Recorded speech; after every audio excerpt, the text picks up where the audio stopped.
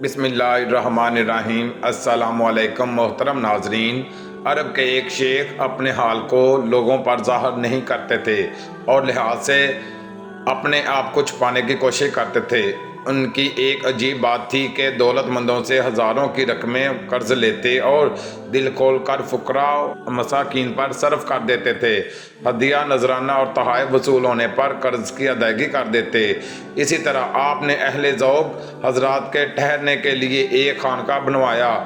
شیخ صاحب نے عرصہ دراز اسی طرح گزار دیا، ادھر قرض لیتے، ادھر ضرورت مندوں میں تقسیم کر دیتے، اپنے پاس کوئی چیز نہیں رکھتے تھے۔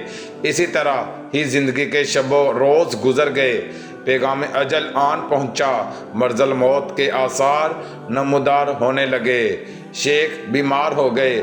عقیدت مندوں کی آنکھوں میں آنسو تھے۔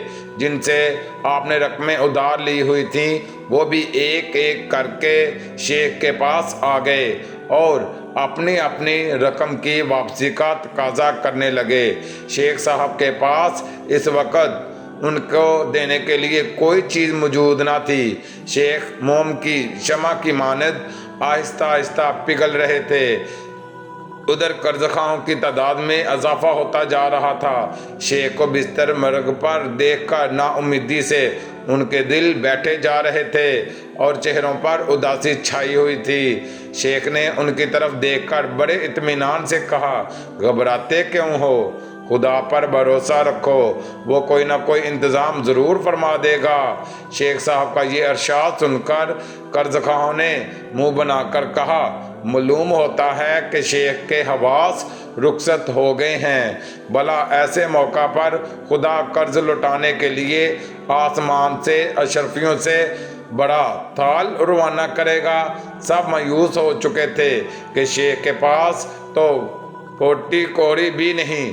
شیخ صاحب نے سن کر فرمایا، صد افسوس ہے ان دولت مندوں کے ذہنی افلاس پر کہ انہیں خدا کی ذات پر بھروسہ نہیں۔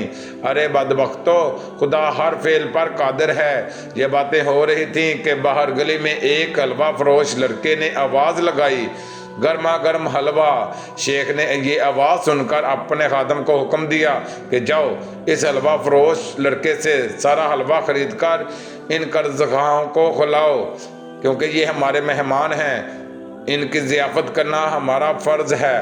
خادم حکم ملتے ہی باہر گلی میں گیا۔ اس نے حلوہ فروش بچے کے ساتھ نصف دینار میں حلوے کا سودا کیا۔ حلوے کا تھال لے کر شیخ صاحب کی خدمت میں حاضر ہوا۔ شیخ نے فرمایا، سارا حلوہ مہمانوں میں تقسیم کر دو۔ سب نے مل کر مزے کے ساتھ حلوہ کھایا۔ تھال خالی ہوتے ہی حلوہ فروش بچے نے اٹھا لیا اور رقم کا مطالبہ کیا تو شیخ نے کہا، کون سی رقم؟ میرے پاس دینار کہاں سے آئے؟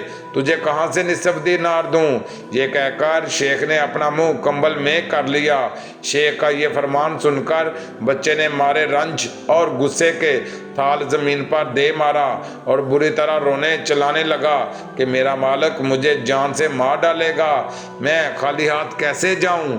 وہ مار مار کر میری چمڑی ادھیڑ ڈالے گا۔ بچے کا رونا دھونا سن کر ارد گرد کے لوگوں نے بھی چلانا شروع کر دیا اور کہنے لگے، واہ، شیخ نے ہمارا مال بھی اڑا دیا اور اس غریب لڑکے کو بھی جاتے جاتے لوٹ لیا۔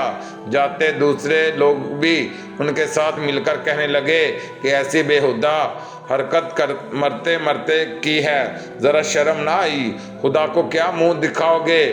لوگ بھی اکٹھے ہو گئے۔ ادھر قرض خواہوں نے شیخ یہ سب کڑوی باتیں سن رہے تھے، بادل میں چھپے ہوئے چاند کی طرح اپنا منہ کمبل میں دیے چپکے سے پڑے رہے۔ قرض خواہ شور مچاتے رہے اور وہ حلوہ فروش بچہ آنسو بہاتا رہا۔ شیخ نے ان کی طرف ایک بار بھی نہ دیکھا اور نہ ہی ان سے کوئی بات کی۔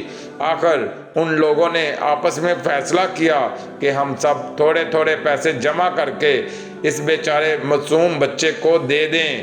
شیخ نے اپنا منہ کمبل سے باہر نکال کر فرمایا، خبردار، ایسا کام کرنے کی ضرورت نہیں۔ تھوڑی دیر گزری، ایک شخص بڑا سا خان سر پر دھرے ہوئے آیا۔ سلام و دعا کے بعد عرض کیا، حضور یہ نذرانہ قبول فرمائیں۔ خان میں 400 دینار ایک طرف اور نصف دینار دوسری طرف پڑا ہوا تھا۔